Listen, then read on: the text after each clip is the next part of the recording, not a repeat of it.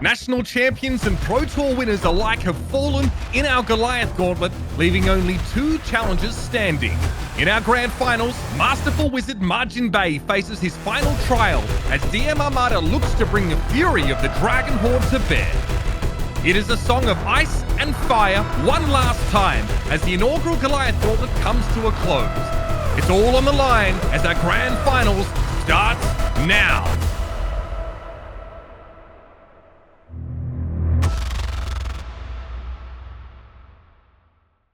The Goliath Gauntlet is brought to you by FAB Cards, where reality and fantasy meet. Go to kfabecards.com for all your Pokemon, Magic the Gathering, and Flesh and Blood needs. FAB Cards. Be who you want to be.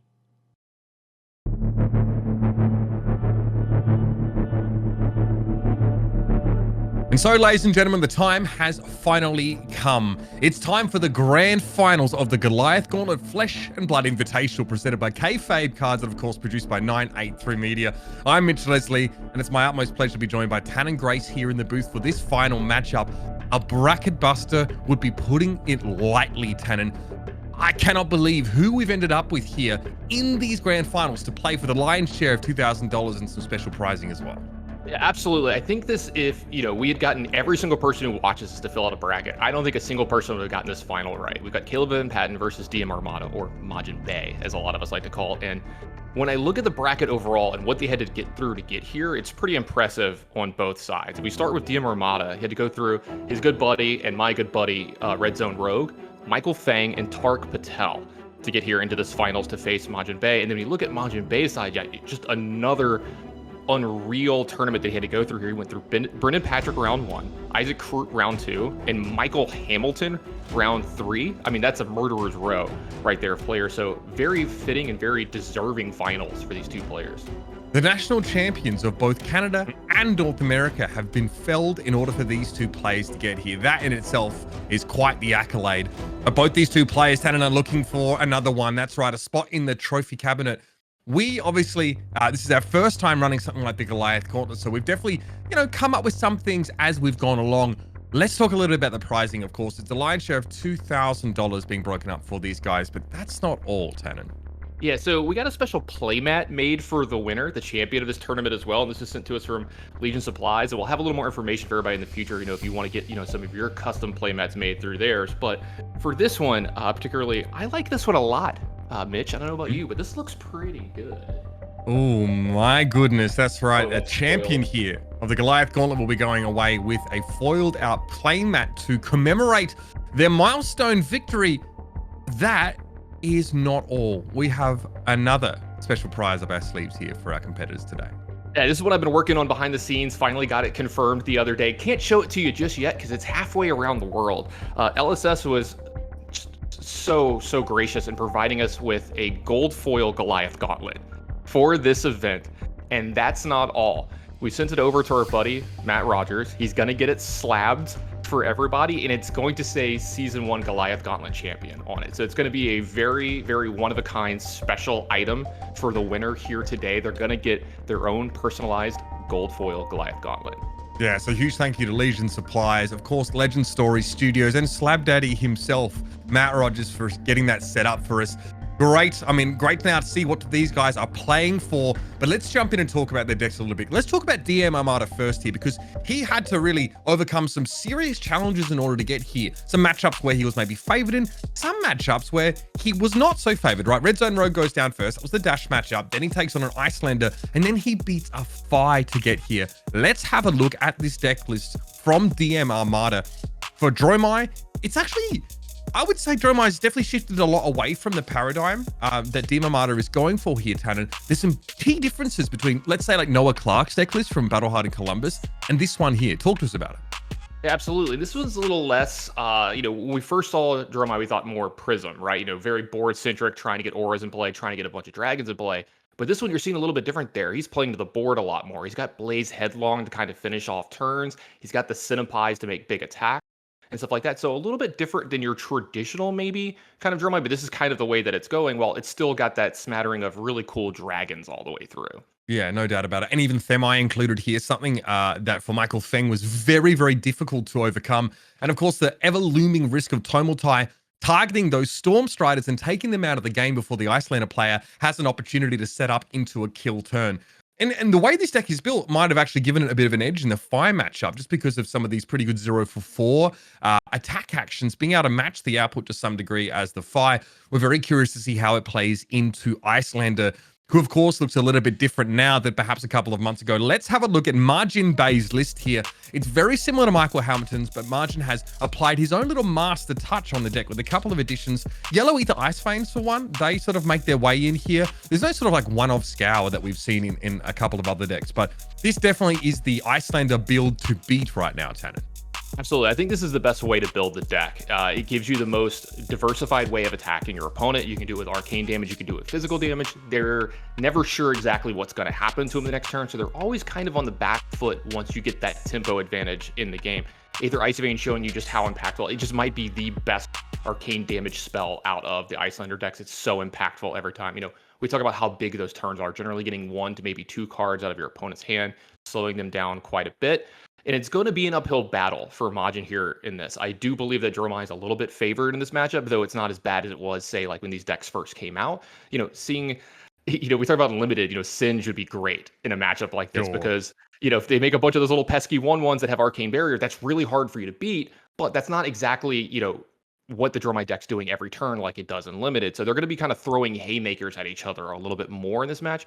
Cards like Scar for Scar are going to come in really impactful in this matchup because it's a free attack that has Go Again that can clear a Dragon out of the way and keep the turn going for Majin as well. So I think the biggest impactful thing in this matchup for both players is they have to be very aggressive and present a ton of damage early. But I do think there is way more pressure on Caleb Van Patten in this matchup to be aggressive early. If he doesn't present enough early in the games and really put Armada on the back foot, I don't know if he's going to be able to overcome the Dragon army. Yeah, I mean, to be fair, Caleb's gem ID is set to first name Margin, second name Bay. So Yeah, we can love call it. him out. Sure. I'm quite happy with that. Crucially, Scar for Scar gets rid of Mirror Guy. I think that's a huge little interaction in this matchup. Mirror Guy has a pretty big trunk, obviously sort of 4 health. So being able to, get that dragon off the field and make it hard to protect your other dragons from these big attacks on defense is really important.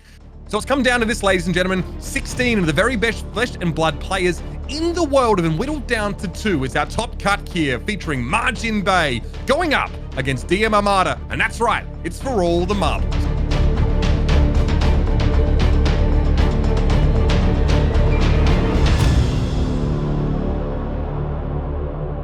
Here we go into game now. MajiinBae going first by the looks of things here, and has presented an Ether Ice Vein straight off the rip.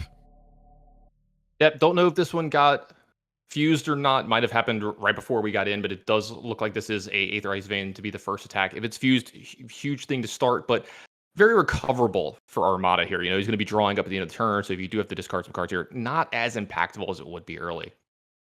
The Armada here wants to pitch to as much of this Arcane Barrier as possible.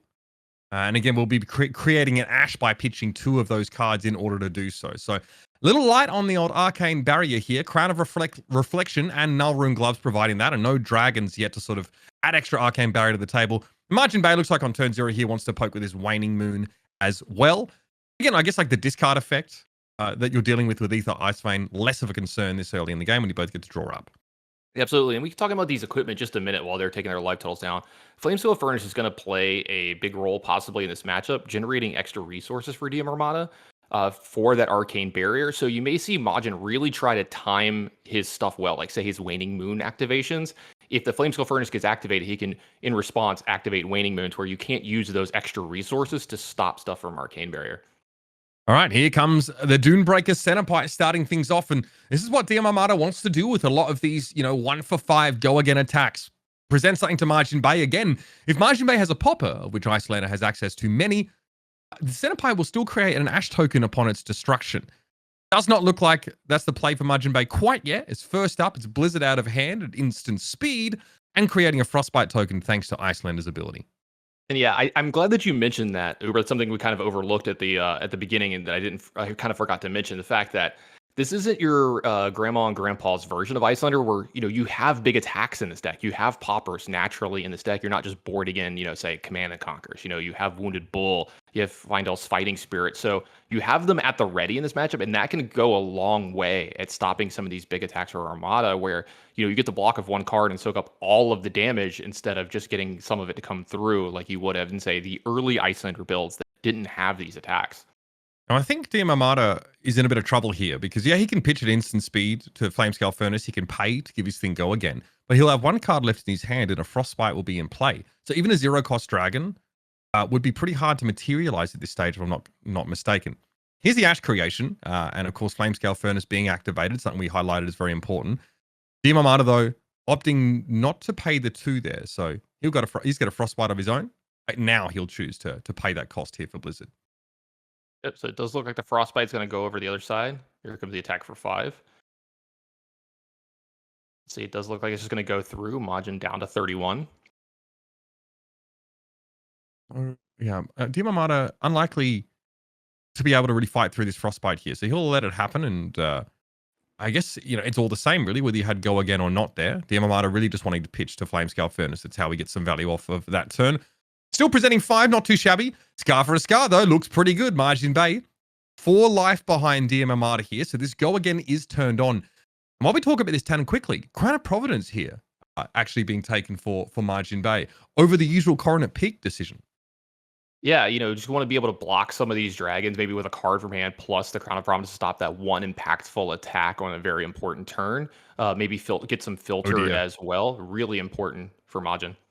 That looks to me like a 7, Tannon. So pretty wide turn for MajiinBae as far as Iceland is concerned. Opts not to draw, will already have a surplus card in hand to put in the arsenal. But again, a big Enlightened Strike for 7 now. I feel like, Tannon, this is really part of the game plan for Icelander. If you let the games go too long against Dromai, I feel like she overwhelms you. MajiinBae definitely wants to push damage early and often. Absolutely. That's exactly what he's trying to do. And we talked about this ahead of time. You want to have the most aggressive start you could possibly have. And Majin's having an absurd start here. You can kind of see why he took that extra damage last turn and didn't really do any blocking, was very okay with taking the 5. He got his life total down low enough. That Scar for a Scar was activated. Then you're going to be able to follow this up with a 7 power Enlightened Strike. And I have to believe that's a blue card left over in his hand to put in his arsenal. This is a perfect turn for MajiinBae. DMArmada taking 5 of that 7, putting the Flamescale Furnace in front. And a battle-worn counter going on that chess piece. Not a lot of armor that can really block here for DMArmada. Definitely feels a little bit flimsy in the face of these big attacks. But I guess it's time to present yet another Dunebreaker Centipire clashing in for 5.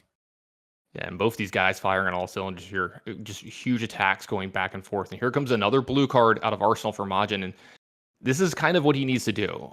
He's being able to respond to the first thing from Armada every turn and give a Frostbite over to Armada. He's trying to corral those wide turns from Armada. He wants to be the only one that's attacking 2 or 3 times or doing 2 or 3 things in a turn. And if he can slow down Armada just a little bit with the start that he's had, he could take full advantage of this. Remember, there is a card in Arsenal right now from DMArmada. He doesn't open with that Arsenal card. There's a risk of that getting frozen unless he does this. Looks like pitches the Rake, or rather at least Flamescale Furnace being pitched to right now. And we'll see if he's actually opting to sort of pay the cost. Takes 3 from Waning Moon. Yep, very timely activation from Majin there, showing you how good he is with this Icelander deck. When this deck became good at US Nationals, he immediately was like, this is my deck. I want to be all over this. And this plays into his playstyle so well. He has looked incredible with it from start to finish in this tournament. Really conquering some incredible matchups against just unreal players. What a rising star MajiinBae has been here. DMArmada looks like he's got the 2 floating still from that Flamescale Furnace activation. The real question is, how badly does he want to play with that card in his arsenal? Cold Snap any given day for MajiinBae feels great. It replaces itself. And of course, creates a Frostbite. There's an extra tax effect on there as well. So virtually threatening attacks of 2 resources from a player that's, using a red line deck for the most part. It's extremely disruptive. Unfortunately for MajiinBae, DMArmada, instead of trying to develop board presence via dragons, has been attacking with these attack actions, right? One of the key points of difference we've pointed out between maybe his deck and, Noah's deck from Columbus here. So it must be frustrating for Armada not being able to develop board presence and also having turns interrupted like this. He's paying to keep his arsenal alive. Yeah, I mean, anyone who's played against Icelander knows it's gonna get annoying, right? Like you're gonna have to deal with these kind of turns from the Icelander player, and you just hope it's not too much too early, so that you can get something going as well and keep up. But he's having a hard time of it here. Majin's opening hands have been very, very good. And here comes that Arsenal card that he did want to keep. So the upside of DMArmada having to pitch to, tax effects, arcane barrier, he builds up a lot of ash. So Rake the Embers here does represent the creation of 3 Aether Ashwings. He does have to pay to get it out of his arsenal, but having some sort of board state developed here is a good start for DMArmada. The problem for Dromai is that she's already lost 17 life. Oh, absolutely. Super, super far down in the life total race here. And that's not something that you want to overlook. Majin can maybe even get to the point where he can kind of ignore the Aether Ashwings and start attacking for huge amounts into DMArmada with actual physical damage and not let them be as impactful as they would have been, say, a couple months ago in this matchup. So that's a big, big feather in his cap that he can play around these, because generally in this matchup, Aether Ashwings are very good and very annoying for the Icelander player, and the big feather in the cap for the Dromai player. Also, look at those amazing Aether Ashwing tokens we have on Armada side. I mean, cold foil token, the Marvel there as well. He's got everything. What he doesn't have is a lightning strike for 7 on his side of the board right now. Yeah, he might have 7 block, but that's a lot of cards given up. MajiinBae, again, poking the bee's nest. Yeah, absolutely. And this, I keep saying it, these hands from Majin have been just very, very good. This is exactly what he wants in this matchup, is huge amounts of physical damage early, and to put Armada into weird spots where, hey, do I have to block from hand? But then I might not have resources to, if you do have some kind of arcane thing behind this, timing is going to be weird with Storm Striders. If his life total gets too low, he has to be worried about, if I block, I might just die in terms some later turns when the life totals start to get towards the single digits. So Armada already feeling a lot of pressure in this game, and Majin really, really leveraging his advantage in this matchup, where he can present these kinds of attacks that can play around the normal kind of thing that his deck does. Sand cover here being used, the red variant, which is going to give Ward 4 to one of DMArmada's Ash, which will eat up 4 of that damage. Recently, a rules, clarification indicated you can't use multiple sand covers on the sort of one Ash, as it turns out. Only one at a time. That's just a little side note. Went up on the FAB TCG website recently. So sand cover, when it comes back to DMArmada, it's another 1 for 5. I mean, it's good. It's honest work out there for DMArmada. You know what I mean? But it's not exactly, it's not setting the world on fire like Dromai would like to. Yeah, I mean, this is just 5 generic damage, right? And this is going to be followed up by the Aether Ashwings, but you're in a spot where Majin either can throw 1 card at you to block, to just soak up damage that he doesn't need, or if he wants to, he could possibly shrug this off and have huge turns behind this, play something out of his arsenal, maybe activate the Waning Moon, and then still attack you with the cards that are left over on his hand and present something like 10 to 12 to 14 damage over the span of this next turn cycle. So with the life totals being the way they are, Armada, 1 for 5 is great here, but the fact that it's not going to do much from here is what's really scary. Also, it could just be a 1-card block for Majin that completely stops the entire attack as well. I mean, you may as well you'd rather be throwing Embermaw Centipires if your turn's going to get interrupted, and you may be at risk of losing go again. DMArmada, I mean, paying for Aether Ashwing, you might have to pay for that first one, right? If there's a Frostbite that comes down, might even be more taxing effects to deal with. As MajiinBae is deliberating how he would choose to use his Arsenal card in this sort of situation. He's lost very little life in this matchup. There's just not a lot of pressure on him, it feels like. Exactly. And this is where the good Icelander players separate themselves from the great ones. It's where do you time your spells? Where do you time your interaction? It does look like it's going to be now in response. There's going to be an Ice Bolt. Okay, so this one probably going face here. MajiinBae saying, well, Ice Bolt, great. Often catching dragons mid-flight, blowing them up before they have a chance to deal their damage and gain, the action point back for their player. So Ice Bolt comes in. DMArmada, he might be shortcutting this a little bit for us if he pitches the Flamescale Furnace in order to try and eat up. Okay, no, he takes his damage because, of course, there's a Waning Moon there as well. So 3 instances of 3 damage plus a Frostbite. Pretty darn solid. MajiinBae presenting more damage than DMArmada is on DMArmada's turn. Yeah, and this is just Majin completely showing you that he is the only one here that's really executing Plan A. And Plan A for Icelander in this matchup is to really just disrupt them as much as possible, keep them from going super wide on one turn, and just doing everything to the face. Like, Majin doesn't want to have to deal with dragons if he doesn't have to. And A, Armada hasn't had them. B, he hasn't even had to make that choice if MajiinBae hasn't. So this is This is setting up to be a really, really good spot for Majin to be in, and this game is playing out really well for him as these 3 attacks from the baby dragons happen. MajiinBae opting not to block here, which should be pretty darn scary. Quite often, every turn cycle, Iceland is happy to block with 2 cards, to have a nominal turn. But you could have a bigger than nominal turn here, potentially, right? There's like a fuse opportunity, maybe even Iceland the fuse card if it's a blue later on. Going back to an Icelander's turn when they have 3 cards in their hand, yeah, that seems pretty good as well. No life gain after Heart of Findle being pitched here, and the Wounded Bull doesn't get the extra +1, but it's still 7 damage, leaving MajiinBae with a card still in his hand. Yeah, this is one of the ideal 3-card hands, right? For MajiinBae, like you said, either you get to kind of, show a card, do some more stuff in Arsenal, the blue card, or you get to pitch 1 card, make a big attack, Arsenal a card.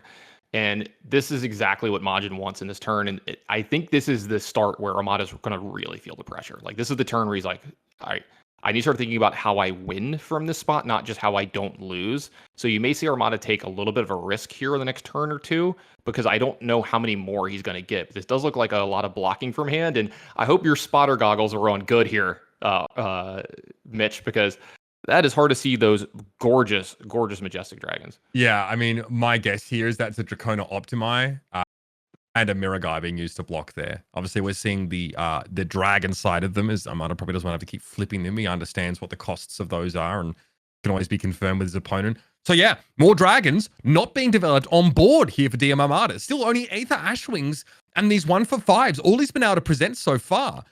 I mean, he has to block now, which means that his turns coming back get significantly downsized with only 2 cards left, and he has to be able to manifest something here before his hand starts to get stripped, or there is tax effects in play. Burn them all. Coming out here now, I suppose there's a few cards in DMArmada's graveyard, but this again doesn't seem the most compelling play. A bit of arcane damage goes a long way, but I suppose it helps that MajiinBae doesn't have anything like Alluvian Constellus. He does have enough arcane barrier though to eat this all up. Yeah, absolutely, if he wants to. And you're saying, what you're saying is really important here, because this is the squeeze that Armada finds himself in. When he has to start blocking from hand, it's going to put a real strain on his resource. You mentioned he's pretty much an all red line deck. If he wants to be able to play a card to be able to give his dragons go again, and then Majin has anything to do in here, if you did blocking that turn, it's almost impossible for you to pay for the frost, to pay for the tax and be able to do anything else, right? Present extra threats. Maybe you get to attack with your Aether Ashwings, but that's not going to be enough to keep up with Majin, because you're going to be in the same spot next turn, just at a lower life total, where you're blocking with multiple cards from your hand, and you're still not, progressing. You're still not doing anything. And this is really harking back to what you and I talked about at the beginning of the matchup, where both these players need to be as aggressive as possible early just to get out in front. MajiinBae deliberating about whether to sort of pop this Aether Ashwing with a 6 or more power card, effectively stopping things in their tracks for DMArmada, as this does have Phantasm, this Ashwing. Phantasm is represented by the ash that it is created on top of. It's just a couple extra game steps that aren't really taken. So MajiinBae has to ask himself, well, follows this up. There's 1 card left in my opponent's hand. Is it just 3 dragons coming in? But how many cards do I really need when it comes back to my turn? Maybe I am happy to attack with this Findle's Fighting Spirit on my own turn instead of stopping this potential 4 damage, I guess, is what Armada's representing right now, notwithstanding card in hand. Yeah, you do need to worry about, every time one of these dragons attacks, it's going to deal the extra arcane damage to Majin. And, this is something that could get Armada back into the game, make the life totals a little more manageable back and forth. So you see Majin really, really thinking about this turn, because this is the important part of the game for Majin, where you're ahead, right? You feel like you're ahead, your tempo is great, but you need to figure out, how do I lose from here, and what's the best way for me to play around that? Fortunately, burn them all, right? It's only triggers on the first dragon attack per turn. So, after that will come in, the other dragons obviously just attacking for their printed value. MajiinBae saying, well, maybe he has redundancy in his hand, or he has a stronger game plan. Yeah, redundancy, I guess. 2 Findle's Fighting Spirits in hand, so he has enough to block with 1 and then deploy it as an attack. Now, you don't gain 2 life from the 2 separate activations of this card, because MajiinBae is ahead in life, which is just a privilege when you're in Icelander's position here. Really putting pressure on DMArmada. Again, this is another attack, Tannon, that represents half of DMArmada's life total. Yeah, and if you're Armada here, you got to be thinking to yourself, can I take this? Can I afford to? There's a card in the arsenal. I know that Mada's going to have a 5-card hand going into my turn. So when I present stuff and I start getting less and less cards in my hand, I could just die. in response to something. So he has to be very careful here about how much physical damage he takes from here and going too low. And you see that with the block from hand. He's in a really, really tough spot here, Mitch. These are cards that Armada would love to have played. The Sweeping Blow less necessary, right? Given that there's enough Ash for DMArmada. But Armada has to play a red card per turn to give his dragons go again. Dragon Horde, which by the way is starting to dwindle rapidly, getting cut down by a third after having them popped last turn. So from DMArmada's perspective, he has to ask himself, how do I blow this out? Can I target Stormstriders? Can I keep up in this race? It's a Ravenous Rabble to attack with, revealing a Ravenous Rabble off the top. So that's 4 damage for go again. Hey, it ain't too shabby, but is it enough to make MajiinBae sweat? Yeah, this is a really, really good find for Armada here. You know, a 4 for 0 with go again is huge because it's a red. It's going to be able to attack and then followed up by the Dragonsteer. So this actually represents a lot of damage from DMArmada's side here and possibly going to get him back in this game, get the life totals a little more manageable, a little bit closer to neutral. And that's exactly what he needed this turn. So really, really good start here for Armada of turning this game around, maybe finding a pivot turn here. Again, MajiinBae, the question is just how much do I care about this? Can I force some damage back down DMArmada's throat now? Do I wait later? He says, no, I take this damage, so we'll move to blocks here, and he opts not to take any action in blocks, MajiinBae. Aether Ashwing now being presented as an attacker. Again, same decision for MajiinBae. Question is like, well, yeah, what's in this arsenal, right? He seems a little reluctant to use it. He could have obviously, if it's a blue ice card, right, can play it to force Armada to pay to attack with this Ashwing, you know, because of the frostbite that would have been generated by that. He's holding off on this. And yeah, him holding off on this and doing the counting that he's doing, I'd be a little worried if I'm Armada here. This looks like someone that's counting up like, hey, I want to play something here and then do something on my own turn as well. So he might be ignoring what's going on from DMArmada. It does look like he paid here to take down one of the arcane damage, but those resources are going to be floating. So he's got 2 resources here left over. So let's say he does play something here. He can still activate his Waning Moon. Not a lot of cards left over in Armada's hand. And then he'll still have enough cards to be able to like pay, you know, 1 blue to attack for 7 or something like that on his own turn. So still, Armada's not out of the woodwork just yet, even with these life totals getting so much closer. Ooh, we got to. This is a nice card. This is Dust Up. So ending your turn with Dust Up, because it doesn't have any onboard go again, it's quite nice. 4, it's a 0 for 4. Obviously, they come in and create an ash. Create an ash, and then an Aether Ashwing as a response here. So, MajiinBae says though, how about Emeritus Scalding and Waning Moon? How does that sort of tickle your fancy? With the Metacarpus nodes, it's activation as well. And since this is all played Armada's turn, this is going to get a lot of extra buff. It's going to put Armada down to 5. Yeah, this is the super, super dangerous spot that I was talking about. We might be getting close to our champion here.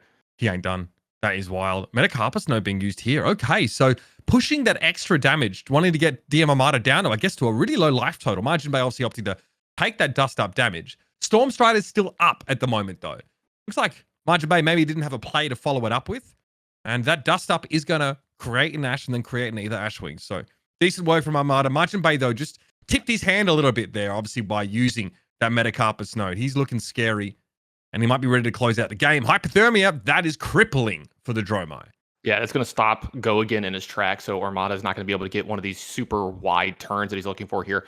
Also, of note, very important here, the third counter just got put on that Findel Spring Tunic here for Majin, so he's going to have that extra resource here during Armada's turn and into his own, which could represent a lot of extra damage here. So Armada has to be very, very careful here. You should always be really worried going into the turns against Wizards where they have the extra free resources, because they're generally going to do something really broken.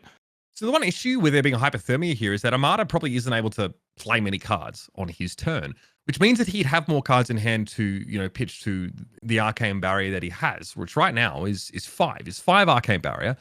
And not having go again this next turn, or not having his card's ability to gain go again taken away, right? Attacks you control. So cards that already have go again printed on them are fine, but these dragons obviously can't gain go again.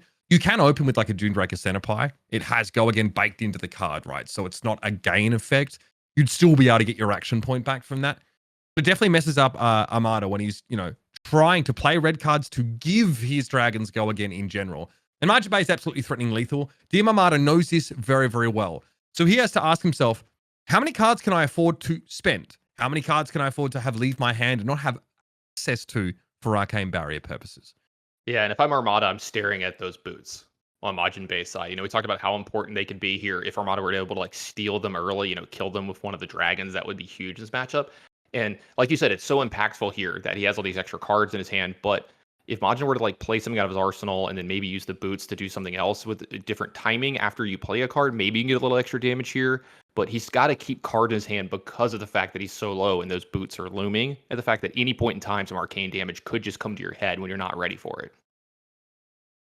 I guess, you know, DMArmada, you can't just look to pass the turn, really. That would be quite something. He still needs to sort of find some way to put pressure down his opponent. Looks like Burn Them All has burnt out Tannon.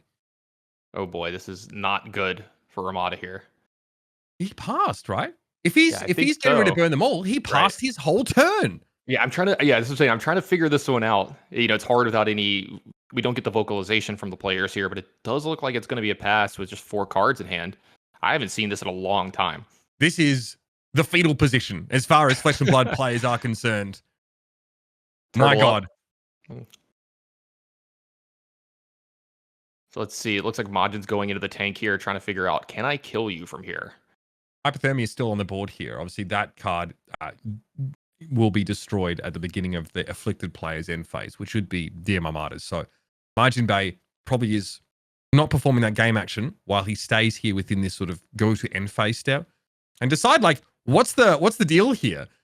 You know, my opponent will have the resources to pitch to Arcane Barrier, and then they'll be able to draw their cards back up. So is there any incentive for me here to do anything now? Or do I try and represent a large amount of damage on my own turn, thereby stripping their hand, and then wait till it passes back to them? They've not been able to draw up cards yet, and then I go for the jugular. That's a really, really good point. I think that's exactly what Majin is considering. Because if I was in his seat, that's what I would. I almost said in his boots. If I was in his seat, that's what I would be thinking. I'd love to be in MajiinBae's boots right now. Yeah, absolutely. I want this playmat that I'm holding so bad. I want that gold Goliath gauntlet. But I think he's thinking the exact thing. You know, if he has a big physical attack in his hand, he's like, wait, you know, if I just go to my turn, make this big physical attack, and then if I have a good card in my arsenal, maybe I can just take all of the tempo from these turns right here. And this is just an awkward spot to be in for both players, because this kind of turn almost never happens in Flesh and Blood, right? Like, you know, this is where you have to rethink everything. How does DMArmada get out of this position, Tannon? Is there a way out? I'm racking my brain right now. I'm trying to figure it out. I'm not sure if there is a way. So, all right, it looks like we are on his turn and he is going to attack here. So it does look like he's going to be attacking with a big attack. This doesn't have go again. So it looks like Armada maybe just cleaning up, actually, and getting rid of Burn Them All, as it was maybe present a turn too long. Regardless, Evermore Senpai, pretty big attack, represents 8 damage, does not have go again on it. So again, this is quite often like an end cap on a turn, or even if it's the only thing you're able to do in a red line deck. That doesn't suck, right? It represents lethal to MajiinBae. Armada says, go again, be damned. I'm going to put this in front of you. I'm going to force you to make the move. But he has 1 card in hand, no resources floating, and 1 in arsenal. If MajiinBae wants to kill this guy, he potentially can. And that's the scary part, right? Like, this is Armada holding his breath. He's like, here's an attack for 8, and you're kind of just like, oh God, please don't die in response. You know, like I said, I'm still looking at those boots on Majin's side. He's got a card in his arsenal. There's a chance that he fires off 2 arcane spells here plus Waning Moon this turn with a full hand, and that would be enough to kill Armada through a card in his hand. So let's see, does Majin have what he needs to be able to win during Armada's turn? You know, the thing we see Icelander do so much. But if you're Armada, I mean, you kind of have to shrug, right? You're like, what am I supposed to do? I can't just sit here and do nothing. I can't just, like, you know, just prevent damage the rest of the game. I have to try to find a way to win. And attacking for 8 is a great start here because, oh boy, I think this might be enough. All right, Ice Bolt, first and foremost here. Let's not forget this represents 3. And a Waning Moon on top of that will be representing 6 in total. MajiinBae might not even have to reinvent the wheel, but by God, you better believe he's going to go for the Storm Striders, Tannon. Hold on to your horses. Yep, here we go. Is this enough to make MajiinBae the winner? Oh my God. And that is an Aether Ice Vein from his hand here, and it looks like we're going to get the fist bump. DMArmada going to 0. MajiinBae is going to be the first Goliath Gauntlet champion.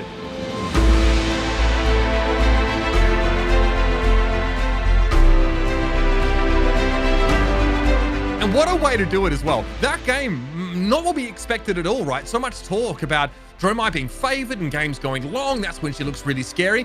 MajiinBae, most of his turns consisted of draft chaff. Yep. It was draft chaff. And maybe, some finals fighting spirits thrown in there. It's like ice bolts here. There was no Insidious Chill. There was no Frost Hex. There was none of this sort of setup. No Isoton or nothing. Just solid attacks, big attacks, and lightning strikes are in there. Scar for a scars. A very fundamental approach to the game here without any real bells and whistles. And for the Dromai play, you see what happens when there's no ability to establish board presence. There's no ability to force any cards out of your opponent's hand, really. It's a very limp-looking burn them all that comes sort of a couple turns before the end of the game. Yeah, there's a couple of these 1-for-5 attacks here, and that's something we highlighted that this deck does do, right? These 0-for-4s, these 1-for-5s, which is great. Up against someone like Icelander, where you really want persistent threats to sort of force her to play less than efficiently, you don't have what it takes to really put pressure on them. What a run from both these players. I mean, and it's an inauspicious finish maybe for DMArmada. But Tannon, that takes nothing away from the run that these two players have had here through the Goliath Gauntlet.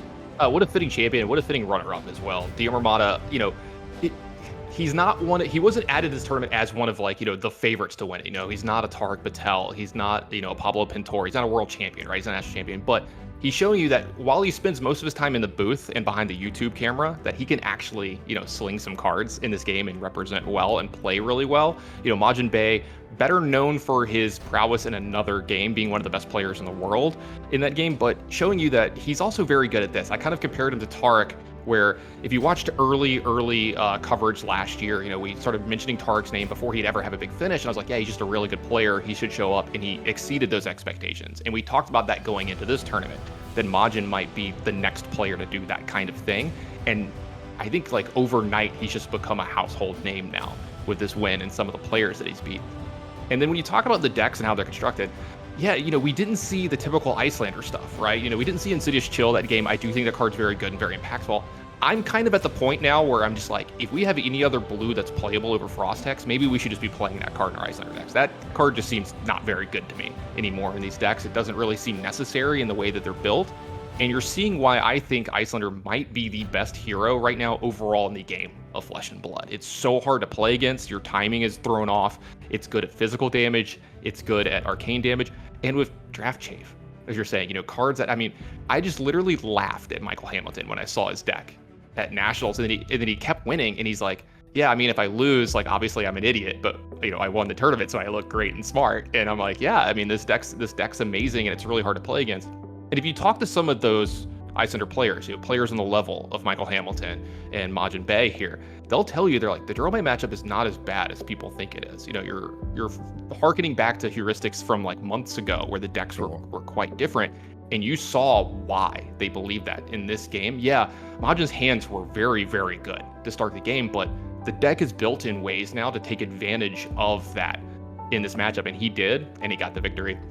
Yeah, incredible stuff from MajiinBae. A name, of course, that people are definitely going to have in the front of their mind when they run into any of these tournaments like that. Really showed up against incredible opposition. And yeah, the guys had incredible success in other card games before. You can see how that has carried over in a big way. There are many players actually right now, that come from Legends of Runeterra, for example, that are dominating in Flesh and Blood. Noah Clark, another good example of that. A great Legends of Runeterra player now. Battlehunter Columbus coming second place with his take on Dromai. Which is getting a lot of love as well. I think Michael Lau also played a very similar list in Denver there. So huge congratulations, of course, to MajiinBae. Obviously, the winner of the lion's share of this $2,000 plus our Champions playmat, plus our gold foil Goliath Gauntlet, with obviously special thanks to Matt Rogers and Legend Story Studios for backing that up for us.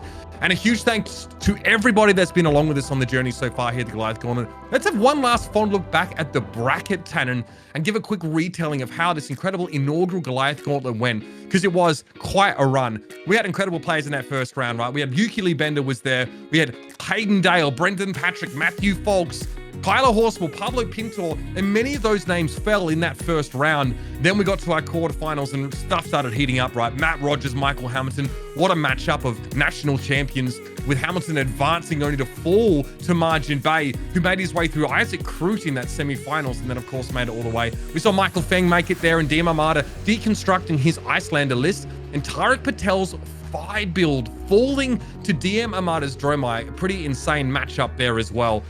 What a run so far. Again, thank you everyone who's been a part of this with us. Huge thank you to FAB Games, who supported us running this and helping us provide this prize money to, of course, our incredible players, and 983 Media for putting this together on the production side. Big thank you to you, Tannon, and to Flake, and to Brian Gottlieb and Hayden Dale for joining us in the casting booth. We can only hope that there's much more of this to come, but until then, ladies and gentlemen, we'll see you soon.